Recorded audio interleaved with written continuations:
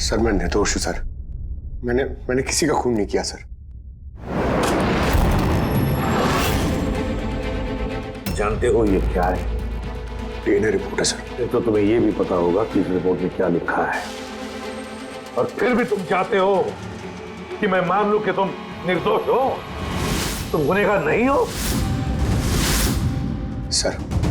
Sir आपने हमेशा हमें ये सिखाया सर कि सच से बड़ा दुनिया में कुछ भी नहीं है सर। इस केस की भी यही सच्चाई है सर। मैंने किसी का खून नहीं किया सर, मैं सच कह रहा हूं। अगर तुमने खून नहीं किया है तो फिर तुम्हारा खून उस हथियार पे कैसे पंकज? मुझे नहीं पता सर। कैसे नहीं पता तुम्हें? हा? ये जो तुम्हारे हाथ पर चोट लगी है, ये जो खून का निशान है, वो चीख चीख के कह रहा है कि गुनहगार तुम ही हो पंकज, तुम हो। सर मैंने आपको बताया था सर, मैं ऑटो से जब ब्यूरो आ रहा था सब कब कटा था सर।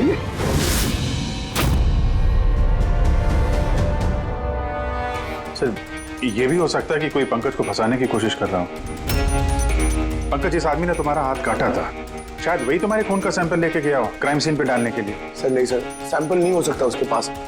उसने जैसे ही मेरा हाथ काटा था सर तो वो चला गया था और खून तुरंत नहीं आया था सर, थोड़ा टाइम लगा था। उसके पास मेरा सैंपल नहीं हो सकता सर। अगर तुम्हारा खून किसी ने नहीं दिया तो फिर तुम्हारा खून क्राइम सीन पर सिर्फ एक ही तरीके से जा सकता है पंकज, और वो भी तब जब तुम वहां खून करने गए थे तब। ये क्या बात हुई सर? सर अगर पंकज को झूठ बोलना होता, हमें गुमराह ही करना होता तो ये बोल सकता था कि इसका सैंपल कोई लेके चला गया है, मगर इसने सच बोला। इसका सच कोई मायने नहीं रखता क्या सर? हाँ अभिजीत, सच बहुत मायने रखता है, लेकिन फिलहाल इस केस का सच यही है कि इस खून का एक ही सस्पेक्ट है और वो है पंकज।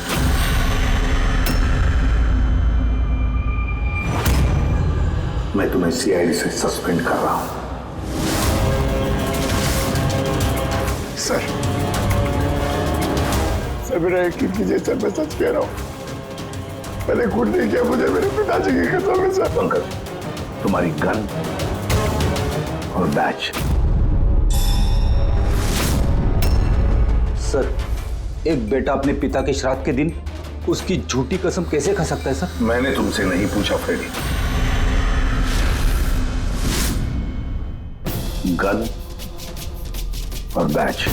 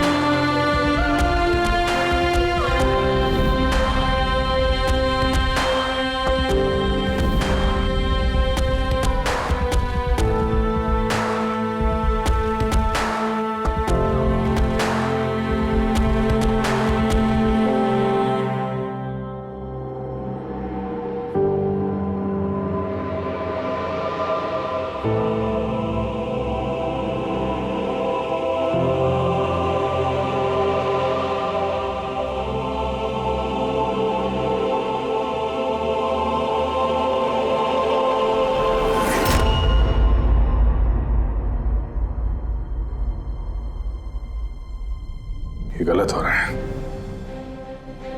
एकदम गलत हो रहा है। नो ऑफेंस सर, लेकिन आप हम सब पे ऐसे हमेशा शक नहीं कर सकते। ये तुम क्या कह रहे हो अभिजीत? क्या गलत कहा मैंने?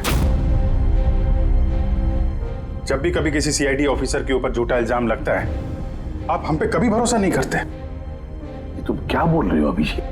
मुझे तुमसे ये उम्मीद नहीं थी। हमारी भी थोड़ी बहुत उम्मीद है सर आपसे। आपके एक इशारे पे जान देने को तैयार खड़े रहते हैं हम लोग। तो क्या इतनी सी उम्मीद रखना गलत है कि हमारे बुरे वक्त पे आप हमारा साथ देंगे, हम पे भरोसा रखेंगे? तो क्या मैं साथ नहीं दे रहा? सच जाने की कोशिश नहीं कर रहा हूं मैं? सच के इस सफर में आपने कई बार हमारे आत्मसम्मान को चोट पहुंचाई है सर, हमारे फर्ज, हमारी वफादारी पे शक करके। जब मुझ पे झूठे इल्जाम लगे थे, आपने मुझ पे भरोसा नहीं किया था। और जब तक अभिजीत निर्दोष साबित नहीं होता, उसे जेल में ही रहना होगा। जब दया पे झूठे इल्जाम लगे, आपने इस पे भी भरोसा नहीं किया। मगर शायद आप ही एक बात भूल गए, एक बार आप पे भी ऐसा झूठा इल्जाम लगा था।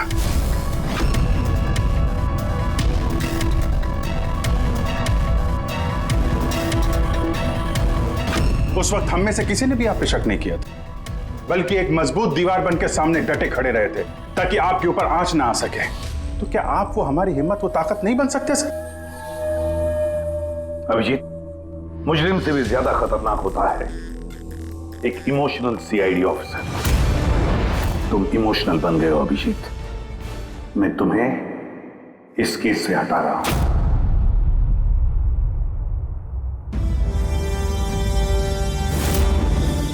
दया, पूर्वी, अब से पंकज की केस तुम दोनों इन्वेस्टिगेट करोगे, सिर्फ और सिर्फ तुम दोनों। ठीक है सर। अब आपको मुझ पे इतना भी भरोसा नहीं रहा कि मैं इस केस को न्यूट्रल तरीके से देख पाऊंगा भी या नहीं। इतने साल की ड्यूटी का ऐसा मेडल तो किस्मत वालों को मिलता है। Thank you sir.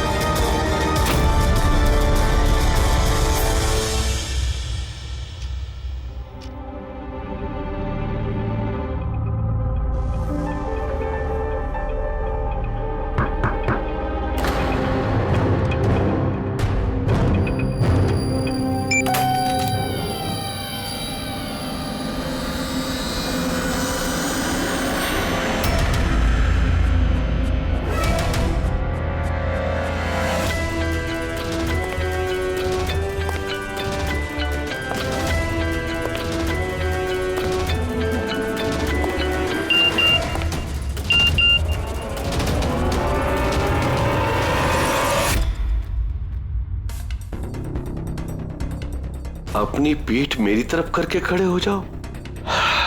चलो ये भी करके देख लेते हैं।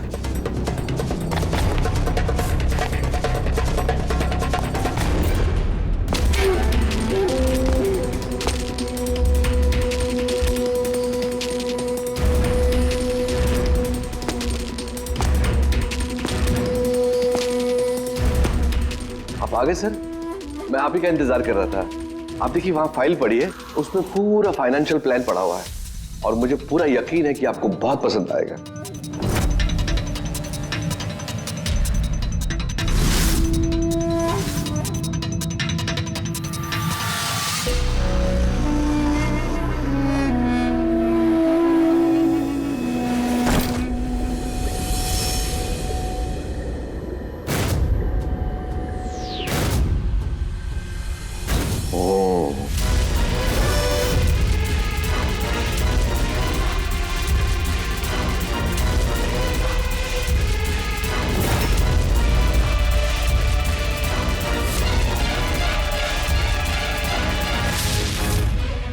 अरे ये तो नकली है।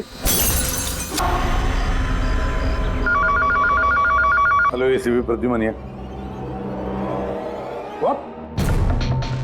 कब? अच्छा ठीक है।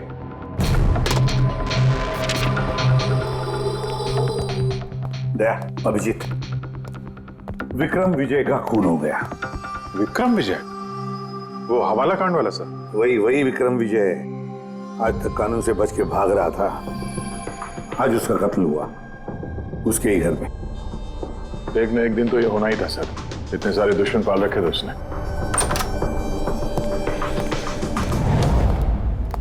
सर रियली सॉरी सर, थोड़ा लेट हो गया।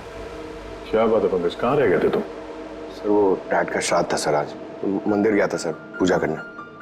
ठीक है, और ये हाथ में क्या हुआ? अरे सर ये आते हुए लग गया, मामूली चोट है, इतना जोर से नहीं लगा सर। ठीक है, तैयार हो जाओ, एक मर्डर केस आया हुआ है। अब ये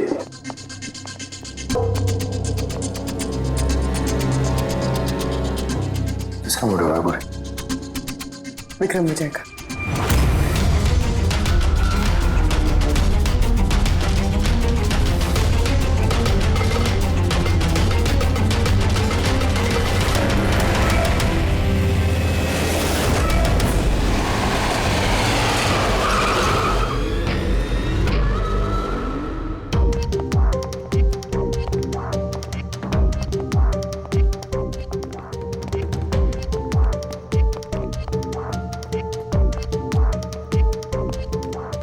CID? जी हाँ। सर मैं गोपाल हूँ, विक्रम सर का मैनेजर। ये तीनों कौन? ये मोहित, विशाल और ये राघव है, ये सर के सिक्योरिटी गार्ड्स हैं। और आप? ये विक्रम सर की वाइफ हैं, मधु मैडम, और बाकी सब स्टाफ है। बॉडी कहाँ है? सर बॉडी अंदर है। ये गर्दन पे वार किया है और पेट और छाती पे भी मारा है। वो नहीं पक्का करना चाहता था कि किसी भी तरीके से ये बचने ना पाए।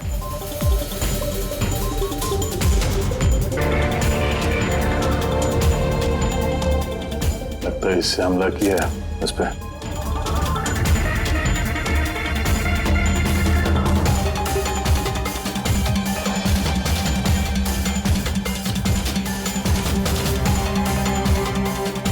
विक्रम के फोन पे आखिरी मैसेज किसी अननोन नंबर से आया।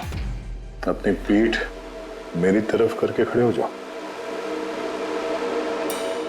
पीठ मेरी तरफ मतलब वो आदमी इसको अपना चेहरा नहीं दिखाना चाहता था क्या?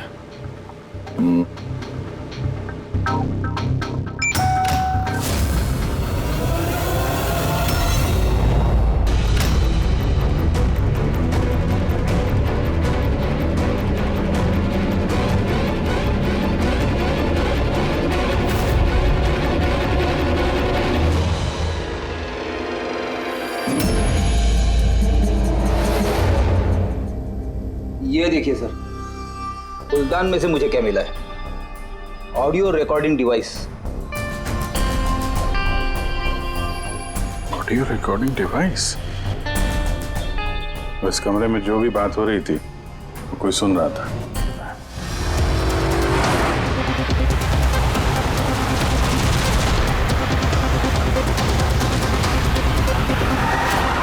मोहित पे नजर रखना। गोली मत चलाना।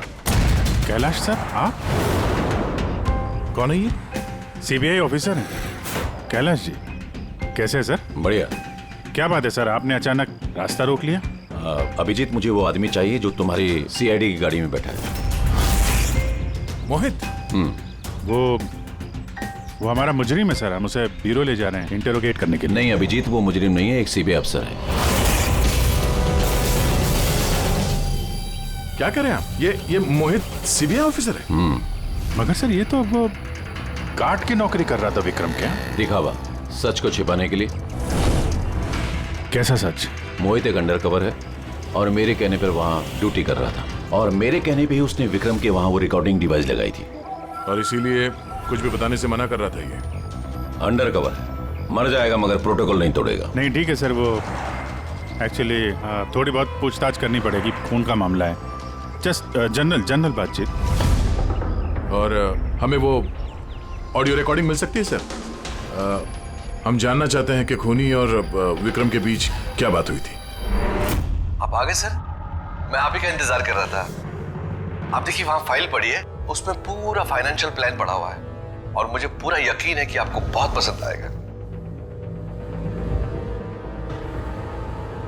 ये नोट तो नकली है। सर ऐसा लगता है कि विक्रम विजय खूनी को जानता है, इसलिए खूनी ने उसे अपना चेहरा देखने ही नहीं दिया। और जैसे ही विक्रम को पता चला कि जो पैसे उसे दिए गए हैं वो नकली हैं, खूनी ने उसे मार दिया और बैग लेके चला गया। तो काम करते हैं, इस मोहित से अंडरकवर कॉप से पूछताछ करते हैं।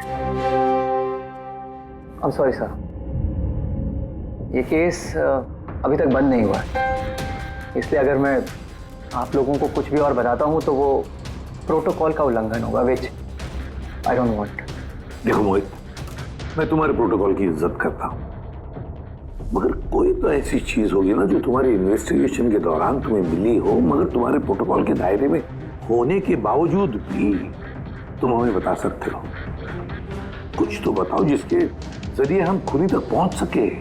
मैं आप लोगों को केवल इतना बता सकता हूँ कि पिछले काफ़ी सालों से सीबीआई इस विक्रम विजय के पीछे लगी हुई थी। आज से 15 साल पहले सन 2002 में सीबीआई ने एक अंडरकवर ऑफिसर को भी विक्रम विजय के पीछे लगाया था, कुछ खास सबूत इकट्ठा करने के लिए, लेकिन कुछ हासिल नहीं हुआ और अनफॉर्चुनेटली हमारे वो ऑफिसर मारे गए। एक मिनट, नाम क्या था इस ऑफिसर का? इंस्पेक्टर अधिराज।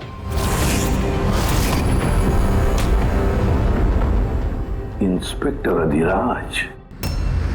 इस बोतल पे जो खून है, इस खून में विक्रम की डीएनए के अलावा किसी और का भी डीएनए। विक्रम के डीएनए के अलावा किसी और का भी डीएनए है? मेरे कहने का मतलब है कोई और भी था। कौन था सालुंखे? तो अपने क्रिमिनल डाटाबेस में कंपेयर करके देखा, मैच करके देखा तूने? उसकी जरूरत नहीं पड़ी। जरूरत नहीं पड़ी का क्या मतलब है सालुंखे? किसका डीएनए है वो? वो डीएनए पंकज का है। व्हाट? वो डीएनए पंकज का है? हमारे पंकज का? हमारे पंकज का।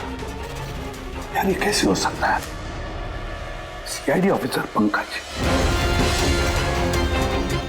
सीआईडी ऑफिसर पंकज खून कर सकता है? हमारा एक ऑफिसर खून नहीं है। लेकिन सर पंकज खून क्यों करेगा? वही तो, सीआईडी ऑफिसर खून क्यों करेगा? सर, विक्रम के घर से 1 किलोमीटर की दूरी पर पुलिस को एक लावारिस मोटरसाइकिल मिली है सर। किसकी मोटरसाइकिल है वो? सर वो पंकज की है।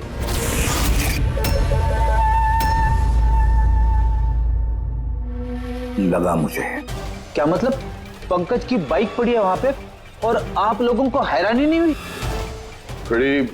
विक्रम विजय जिसकी मौत हुई है आज, 15 साल पहले अधिराज जी, पंकज के पिता, एक अंडरकवर कॉप, बॉडीगार्ड बन के विक्रम विजय के खिलाफ सबूत इकट्ठा कर रहे थे और उसी दौरान वो मारे भी गए।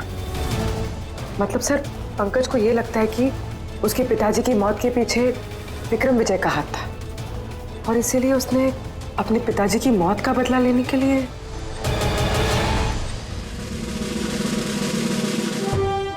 पंकज कहाँ है?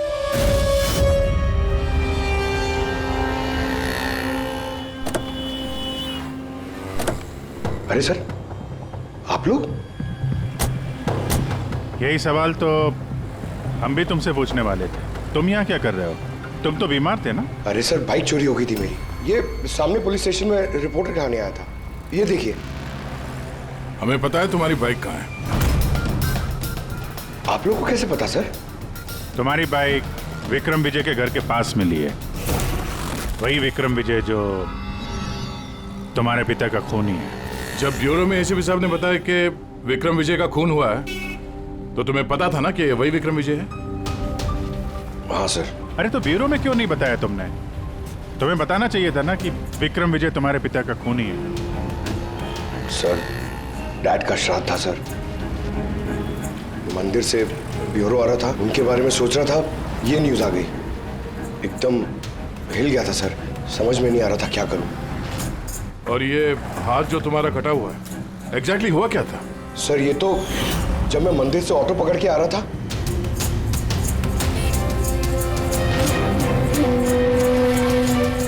क्यों साहब? तो एक अनजान आदमी ये घाव देके चला गया, यूं ही बेवजह। सर मैं जानता हूँ यकीन करना थोड़ा मुश्किल है, लेकिन सच यही है सर। पंकज यार, तुम तो हमेशा बाइक पे ब्यूरो आते थे ना, अचानक ऑटो में कैसे आया? अचानक नहीं सर, मेरी बाइक तो 2 दिन से खराब पड़ी है। तो तुम्हारी खराब पड़ी हुई बाइक कोई लेकर गया, उसने उसे रिपेयर करवाया और ठीक होने के बाद उसे एक लावारिस जगह पे छोड़ दिया, वो भी संयोग से एक ऐसे इंसान के घर के पास छोड़ दिया जिसका आज ही खून हुआ, और जो तुम्हारे पिता का खूनी भी है। सर आप लोग मुझ पे शक कर रहे हैं? आप लोग को लग रहा है उस विक्रम विजय को मैंने मारा है?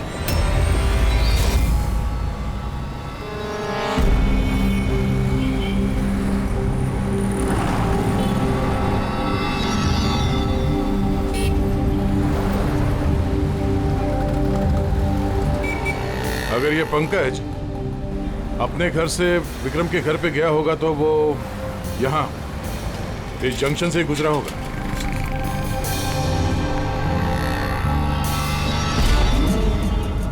सर सिग्नल पे सीसीटीवी कैमरा लगा हुआ है। इस सीसीटीवी कैमरा के फुटेज से पता चल जाएगा कि पंकज यहाँ से गया था उस बाइक पे या कोई और था वो।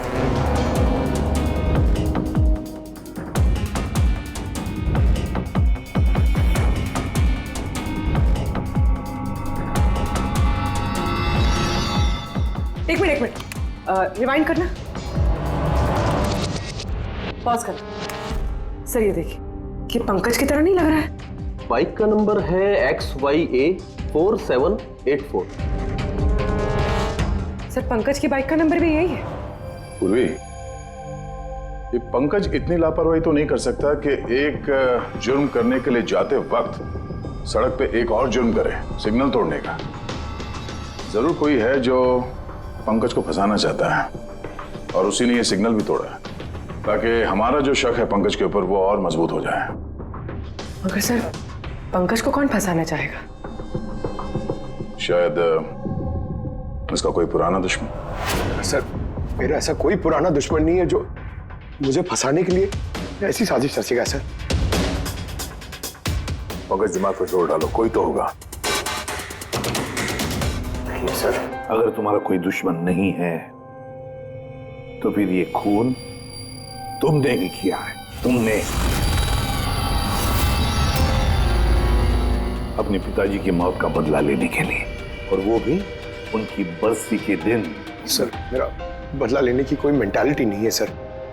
मैं खूनी नहीं हूं सर, मैं एक CID ऑफिसर हूं। जहां तक पिताजी की बात है सर, मैंने तो उन्हें ठीक से देखा भी नहीं है। सर मुझे तो ऐसा कुछ याद भी नहीं है जो उन्होंने हमारे साथ कोई अच्छा टाइम स्पेंड किया हो या हमारे साथ रहे हो। सर उन्हें तो फर्क भी नहीं पड़ता होगा कि उनका कोई बेटा है जिसे उनकी जरूरत भी है। सर मतलब तुम्हारे पिताजी के साथ तुम्हारे संबंध अच्छे नहीं थे? सर वो एक अंडरकवर कॉप थे सर, वो ज्यादातर अपने काम में ही बिजी रहते थे। घर गृहस्थी परिवार बच्चे, इनसे उनका कोई लेना देना नहीं था सर। मुझे तो सिर्फ मेरी माँ ने पाला है सर। लेकिन फिर भी पंकज, तुम्हारी अपनी पिताजी के साथ कुछ ना कुछ तो यादें जुड़ी होंगी ना, कुछ भी? बस सर थोड़ा सा याद है मुझे सर, मुझे मेले में ले जाते थे सर वो, मगर मेले में ले जाने से पहले सर वो मुझे हॉस्पिटल ले जाते थे हमेशा। हॉस्पिटल में? वो क्यों?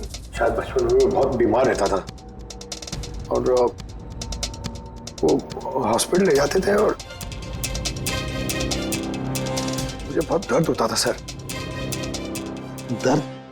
पंकज कहाँ दर्द होता था? सर पीठ में, यहाँ पे सर। पीठ में? पंकज डॉक्टर क्या करते थे पीठ में? नहीं सर, ऐसा कुछ याद नहीं आ रहा सर। याद करो पंकज, याद करो। सोचो क्या करते थे? तुम्हारी पीठ में इंजेक्शन लगाते थे या पीठ में से खून निकालते थे क्या करते थे, याद करो। Sir sir sir drill machine से कुछ करते थे सर हॉस्पिटल में। क्या कहा? ड्रिल मशीन से? और उसके बाद तुम्हें पीठ में दर्द होता था? बहुत दर्द होता था सर, मैं हफ्तों तक सीधे बैठ भी नहीं पाता था। और फिर घर जाने के बाद तुम्हें नींद सी आती थी, कुछ अजीब सा लगता था, चक्कर आता था? हाँ सर। सर मेले में भी जब मैं घूमने जाता था तो नींद में ही रहता था सर, ऐसे चक्कर आते रहते थे सर बस।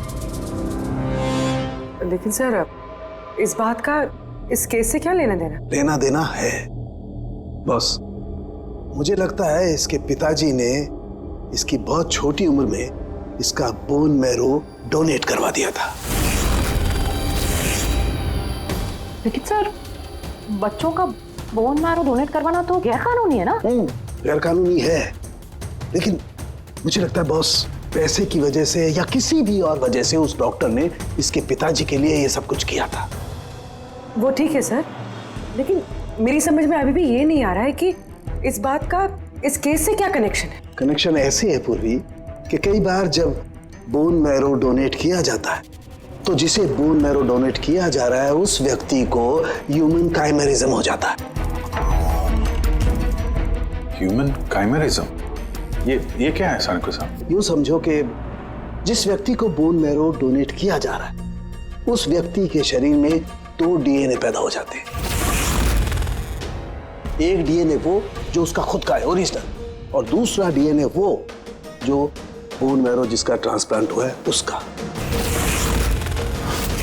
इसका मतलब है सर पंकज का बोन मैरो जिसे मिला शायद उसके खून में भी ये पंकज का डीएनए शामिल है। Exactly that.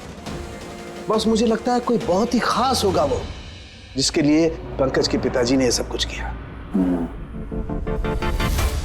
कोई ऐसा खास आदमी जो पंकज के पिताजी इंस्पेक्टर अधिराज के बहुत ही करीब था और उसकी मौत का बदला लेने के लिए उसने ये खून कर डाला। पर कौन?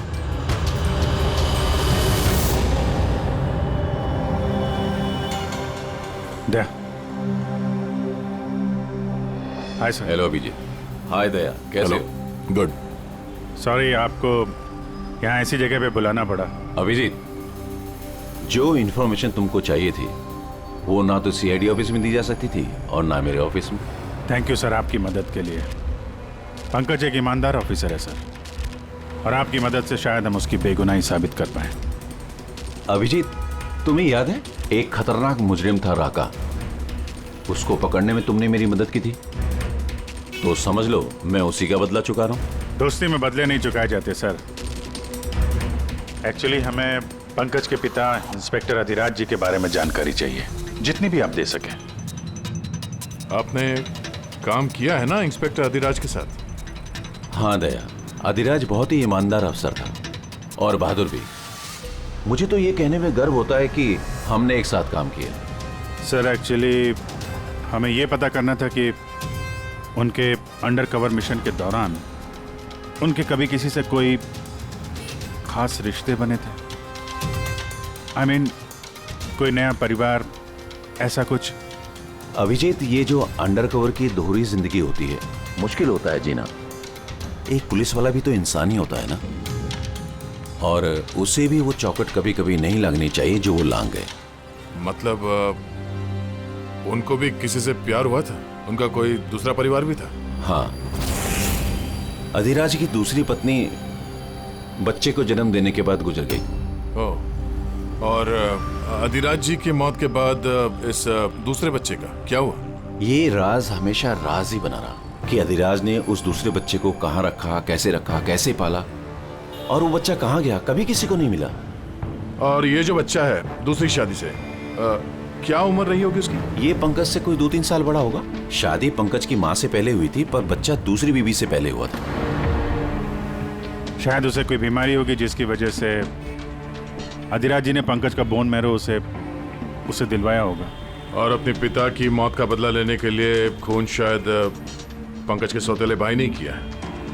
पर अब सवाल ये उठता है कि पंकज का ये सौतेला भाई है कौन और अभी कहाँ है? मुझे कुछ कुछ अंदाजा हो रहा है कि क्या हुआ होगा उसके साथ। कैलाश जी, हमें एक मदद और चाहिए। इस अंडर कवर मिशन के दौरान और कौन कौन लोग थे आपके साथ, उन सब की जानकारी चाहिए, और अधिराज जी की पूरी कुंडली भी।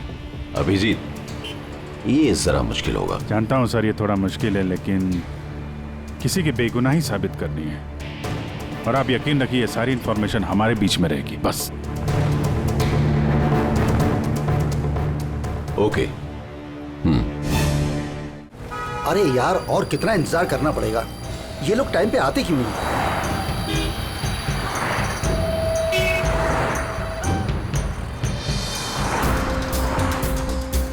अरे यार, आधे घंटे से इंतजार कर रहा हूँ। अरे मुझे आज ही पूरा पैसा चाहिए। अरे मुझे निकलना है इस शहर से आज ही। तेरा हिसाब तो मैं आज, अभी और इसी वक्त चुकता कर दूंगा।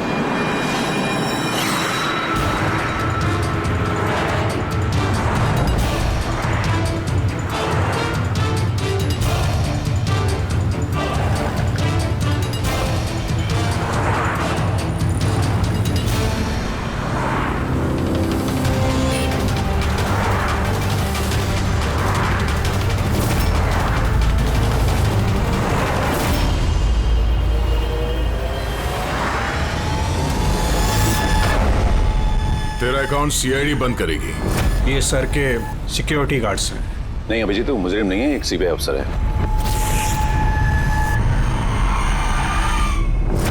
पिता के कर्ज को पूरा करना हर बेटे का धर्म होता है सर, और जो बेटा ऐसा करता है वही अच्छा बेटा कहलाता है, और वो हूं मैं। तुमने तो किया नहीं, मैंने लिया अपने पिता की मौत का बदला। देखो मोहित, तुम दोनों के पिताजी इंस्पेक्टर अधिराज एक नेक, ईमानदार और बहादुर इंस्पेक्टर थे। क्या लगता है तुम्हें, उन्हें तुम जैसे मुजरिम बेटे पर गर्व होगा या पंकज जैसे ईमानदार सीआईडी ऑफिसर पर? तो सच बात तो यह है कि पिताजी को हमेशा से इस पंकज पर गर्व था, और प्यार भी वो इससे ही ज्यादा करते थे। मुझे तो उन्होंने अनाथ आश्रम में डाल दिया था सर, ताकि उनके दूसरे परिवार पे कोई आंच ना आ सके। वो ये बात बताती तो हमारे पास आई क्यों नहीं? मैं तो भाई हूं तुम्हारा यार, हम दोनों मिलके पकड़ते विक्रम को, और कानून के रास्ते। नहीं चाहिए थी मुझे तुम्हारी मदद। हमारे पिताजी के कातिल को कैसे पकड़ना है और कैसे उससे बदला लेना है, ये सारी प्लानिंग मैंने कर रखी थी सर, बहुत सालों से। और यही कारण है कि मैं सीबीआई ऑफिसर बना, और ठीक हमारे पिताजी की तरह ही एक अंडरकवर ऑपरेशन पे गया विक्रम विजय के खिलाफ। लेकिन इस बार उसे सजा दिलवाने के लिए नहीं सर, बल्कि उसे खत्म करने के लिए। एक सीबीआई ऑफिसर होकर भी तुमने जुर्म किया। तुम जैसे लोगों की वजह से ही लोग कानून पर विश्वास करने से कतराते हैं। इस काम में केतन ने तुम्हारी मदद की थी ना? हाँ सर, केतन भी मेरे पिताजी के साथ काम करता था। वो भी एक अंडरकवर कॉप था। उसी ने मुझे सब कुछ बताया, और उसके बताने से ही मुझे पता चला कि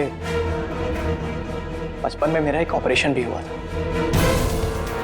और जब तुम्हें पता चला कि तुम्हारे खून में 2 डीएनए, एक तुम्हारा दूसरा मेरा, तो तुमने खून करके मुझे ही फंसा दिया। हाँ,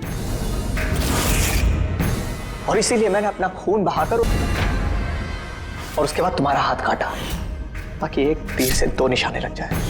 मेरे दोनों दुश्मन, हमारे पिताजी का कातिल वो विक्रम विजय। हेलो कैलाश सर, मैंने विक्रम विजय के रूम में ऑडियो डिवाइस लगा दिया।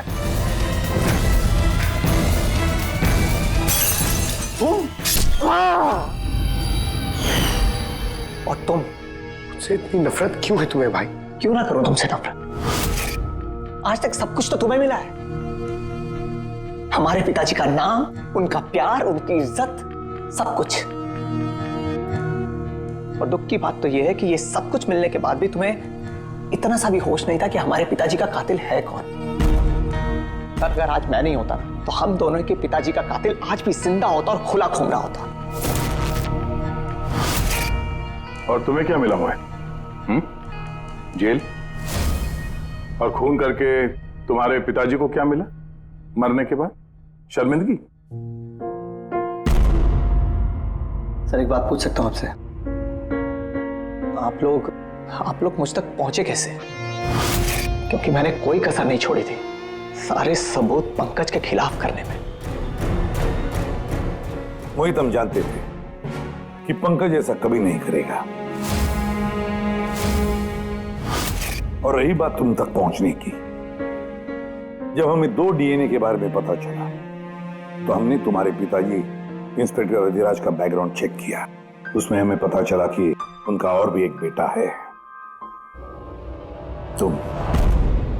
और फिर बस हमने उस बेटे की पूरी कुंडली निकाली, मतलब तुम्हारी। और फिर सारा मामला समझ में आ गया। बहुत गलत किया तुमने मोहित, बहुत गलत किया। कानून तुम्हें कड़ी से कड़ी सजा देगा, शायद उम्र कैद या फांसी।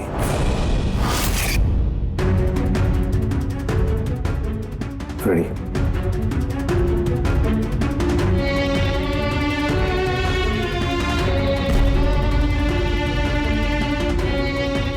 फ्रेडी सर,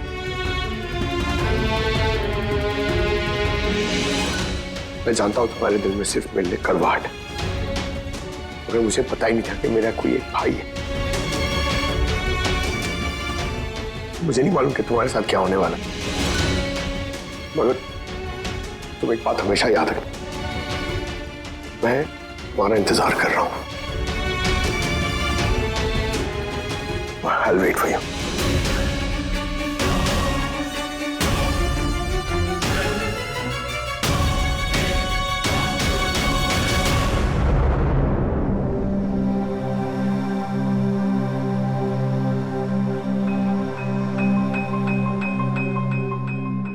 पंकज, देखो, तुम्हारे में ये जो अच्छाई है ना, इसे कायम जिंदा रखना, कायम। Welcome back to CID. Thank you sir. Sir, I am sorry sir, आप सही कह रहे थे। इमोशनल होके मैं कुछ जरूरत से ज्यादा ही बोल गया सर। I am sorry. देखो अभिजीत, तुम सब लोग मेरे लिए ना सिर्फ सीआईडी ऑफिसर्स हो, बल्कि मेरा गुरूर हो, मेरा आत्मविश्वास हो, मेरी ताकत हो। और एसीपी प्रद्युमन ने आज तक अपनी ताकत पर कभी शक नहीं किया और ना कभी करेगा। इम्तिहान की घड़ियां तो आती है और आती रहेंगी भी, मगर फर्ज की राह पर चलते वक्त अगर अपने बेटे पर भी गोली चलाना क्यों न पड़े, हाथ कांपने नहीं चाहिए।